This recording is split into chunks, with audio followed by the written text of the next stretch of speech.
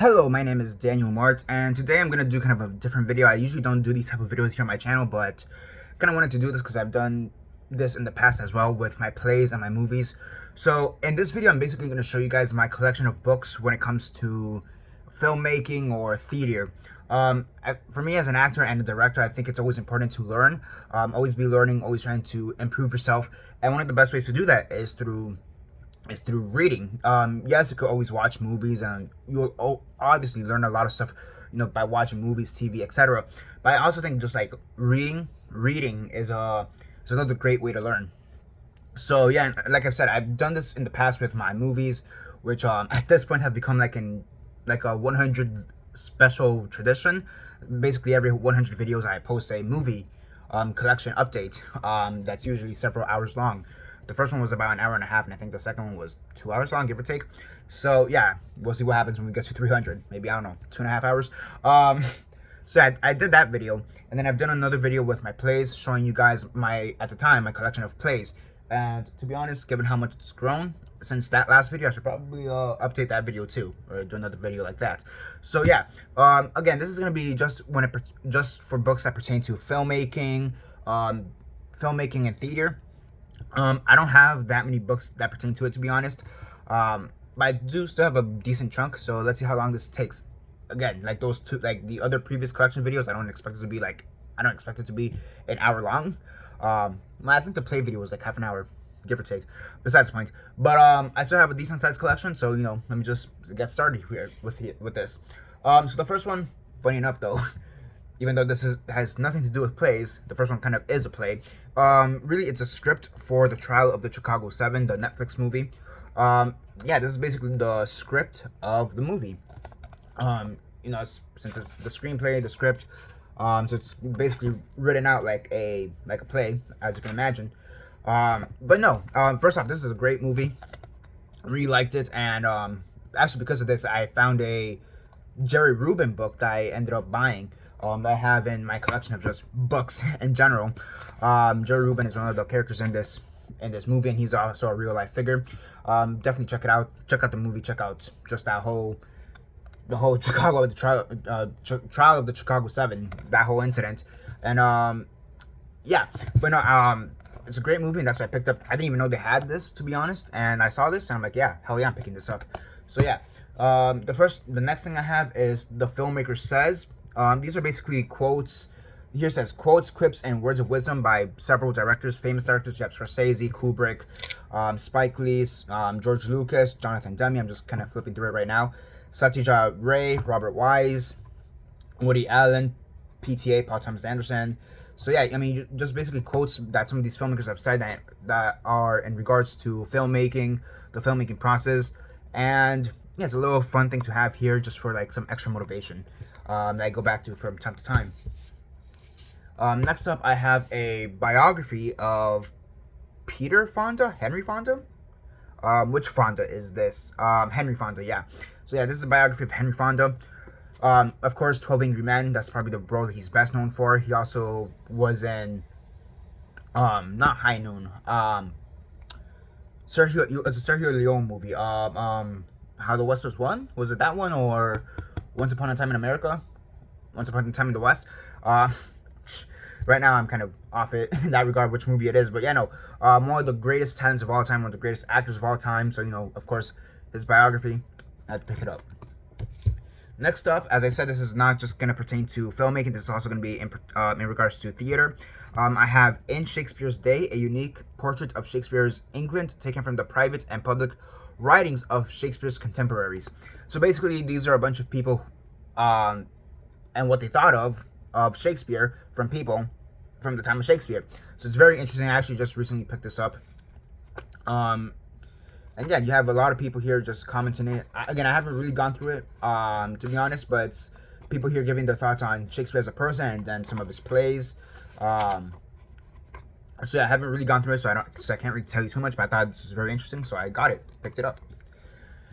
Speaking of which, I also have Annette Ionesco. I'm not sure how to pronounce that, but Annette Ionesco. Basically, A Note on Theater, The Strange Word Herb, with essays by Sartre, Goldman, Pucciani, and others, and notes and counter notes frenzy for 2 or more with essays by Eslin, Vanier, Schechner, and Piwininska. I'm not sure if I'm pretty sure I butchered those last names right there, but yeah, just a bunch of these a bunch of people giving their thoughts on theater. Again, I picked this up recently, so I haven't really gone through it that much to give my proper opinion on it, but just people giving their thoughts on theater. So yeah.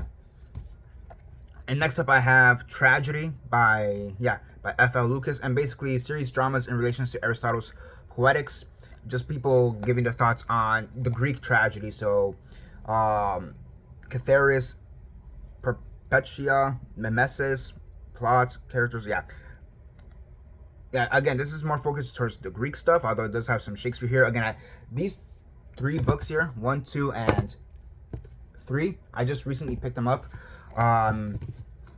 Basically, not just these 3, a bunch of other books, like the Fonda book as well.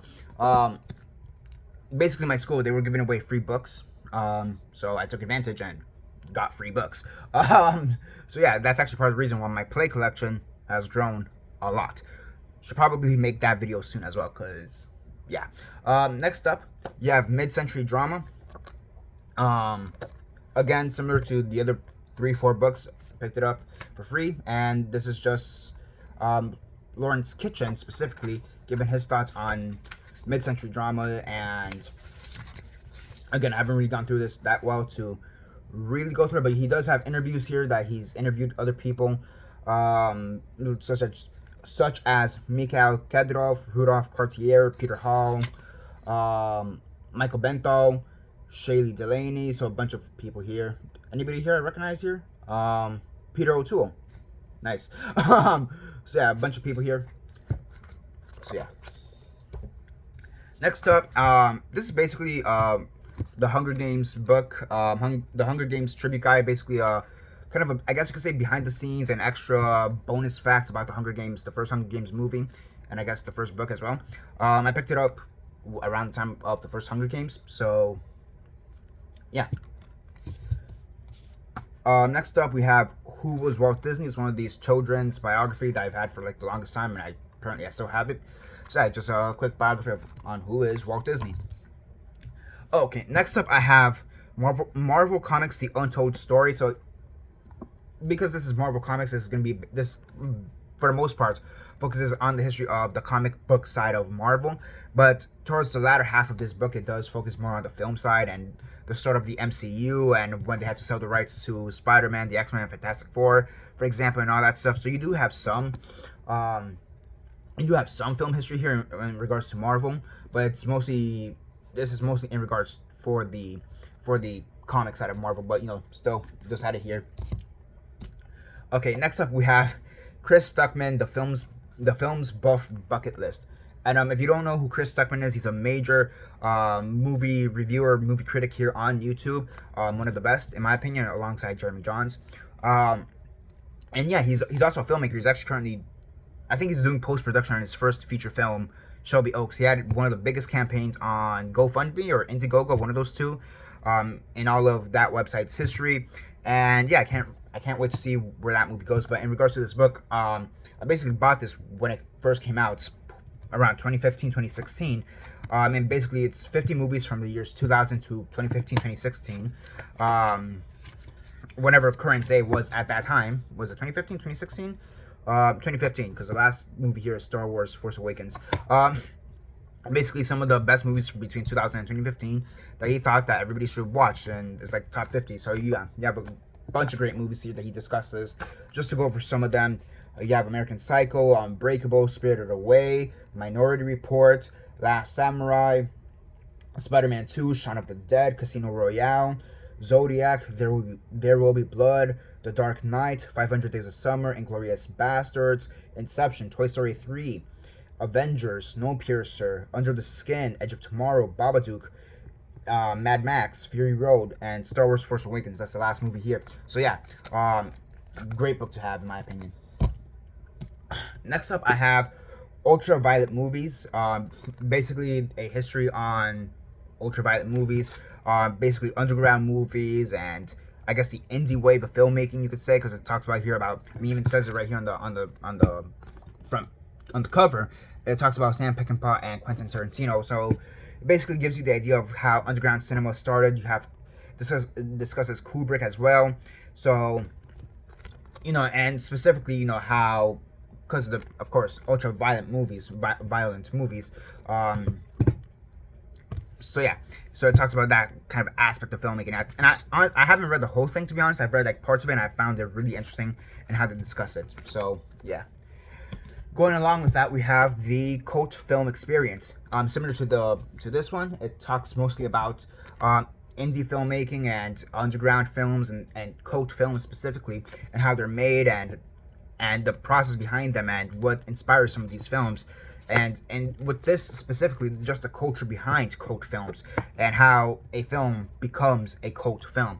Again, I found this really, I'm still going through it, to be honest. I just started reading it in the past couple weeks, and I'm kind of on and off of it because of, you know, life. So, but hopefully I'll get back into this and, you know, read it in its entirety.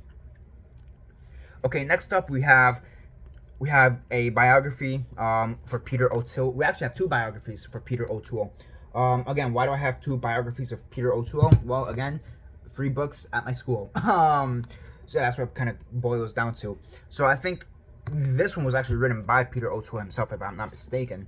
And then this one's just a biography written by somebody else, by Nicholas Wapshott. So yeah, two biographies of the great Peter O'Toole.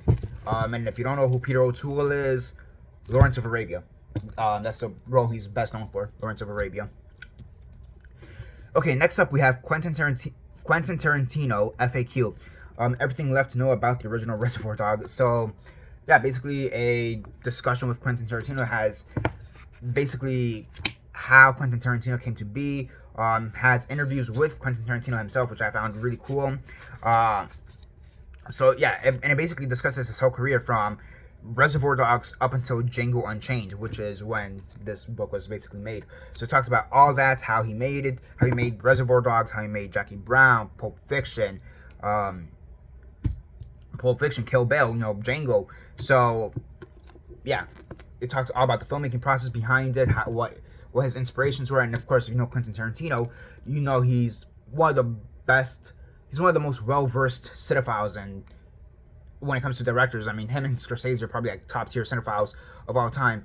And so he talks about how he gets inspiration for the movies, how certain shots are inspired by these movies or that movie, what inspires him as a filmmaker. So it talks about all of that, and you know, I just find this very fascinating. And again, I haven't read through all of it yet. I've just read like through parts of it, but it's just very interesting. And Quentin Tarantino is just one of the best directors of all time, in my opinion. So, yeah, of course. Next up, we have... I'm going to actually show this one first. Creativity, Inc. Overcoming the Unseen Forces That Stand in the Way of True Inspiration. Basically, the story of Pixar. That's basically what it comes down to. This is the story of Pixar, how it was created. Yeah, and it's... I actually did read through this. It's funny. When I first got this book, I read through it, and then like halfway through it, I just stopped reading it, and I never picked it up again. For some reason, I don't remember. I've had this book for several years, and again, I read up to like, actually here the page is filled. What page did I read up to? Shit.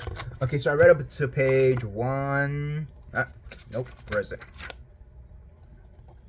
Okay, there we go. 123. I don't know why. Okay, I don't know why I stopped there. But yeah, because it's not even like the chapter beginning or ending. This is like in the middle of the chapter. But yeah, I literally stopped at page 123. Oh, 123. Funny. And I never picked it up again. I have no idea why. So I'll definitely have to go back into this and read it again. Next up, we have 501 movie directors. Basically 501 of the best movie directors of all time. And basically has a short passage between 1 and 2 pages depending on the director, but it just basically has passages on these directors and, you know, some of their famous movies, what inspired them, how they came to be as directors. And I found, and again, very interesting, especially because here you have directors you probably never heard of, and directors you probably have heard of. I mean, just to give you some a list of some of the directors are here. And the other thing with this, actually, before I get to that, it talks about from even the birth of cinema. So you have the likes of Georges Méliès, the Lumiere brothers, for example, and you have up until modern day classics such as Ryan Coogler and Ava DuVernay. So David Gordon Green, Celine Sciamma. So yeah, I mean, of course you have Hitchcock. I mean, he's on the front page. Kubrick, of course. You have Spielberg, Cameron here, Tarantino. You know, I mean, you have Hayao Miyazaki as well, Akira Kurosawa. You know, Asghar Farhadi, for example, Cecil B. DeMille. I mean, you just have you have Bergman, you have Rossellini, Jean-Luc Godard, Mel Gibson, Terry Gilliam. I'm literally just going through this right now. So yeah, and then you probably have here people you've never even heard of, such as even people I've never even heard of, such as, for example, okay, I know who Fritz Lang is, I know who John Landis is, but here, Gregory Lacava, never heard of him, or Louise Mao, never heard of that person, or Manuel de Oliveira, never heard of them. So like, you have just a host of different directors, influential directors across history. And yeah, the funny thing is though, when I first went through all this and just looked at the directors, I'm like, oh, there's a bunch of directors missing. And actually, here on the back page, I actually decided to write a bunch of lists of directors who are missing. And keep in mind that these directors are based only on how influential they are as a film director, not their personal lives. Because if personal lives are included, some of them probably shouldn't be on this book, just saying. And that even includes to the list I have here. Just to kind of give you a list of the directors here that I have. My bad. Just to kind of give you a quick list or a quick idea of some of the directors who I think should be added. Include John Singleton, the Wachowskis, Bong Joon-ho, J.J. Abrams, Jordan Peele, Chloe Zhao, Zack Snyder, Todd Phillips, Ari Aster, Robert Eggers, Michael Bay, John McTiernan, John Gilliam, Matt Reeves, the Russo brothers, Gary Marshall, Cheryl Dunye, Antoine Fuqua, James Wan, F. Gary Gray, Pierre Perrault, Ciro Guerrera, Greta Gerwig, Noah Baumbach, David Lowery, William Castle, James Gunn. So I mean, that's just some of the people I have here who I would want to see in a further edition of this book. So yeah, again, you just have a wealth of film directors to take inspiration from, especially if you're a filmmaker. And then last but not least, I have Zombies, which is basically the history of zombies in media, books, comics, and cinema/TV. So yeah, they of course talk about Romero. They even talk about even pre-Romero, so stuff like White Zombie, for example. Of course, you have the Romero stuff. So Night of the Living Dead, The Land of the Dead, Day of the Dead, Dawn of the Dead, all that. Of course, you go up to modern day with The Walking Dead. So, you know, you just have a bunch of stuff here. Again, you have a lot of early stuff. I walked with zombies. So, again, this just talks about the full history of zombies in media, and I found this very interesting. And the other thing with that is that I'm a huge horror fan, and one of my favorite subgenres of horror is zombies. I mean, goddamn, one of my favorite TV shows of all time. Not even my favorite. My favorite TV show of all time is The Walking Dead. Just that whole Walking Dead universe, it's just something I know a lot about. I just love. So, you know, zombies is definitely something I would gravitate towards. So yeah, that's basically my whole collection of books when it comes to filmmaking and theater.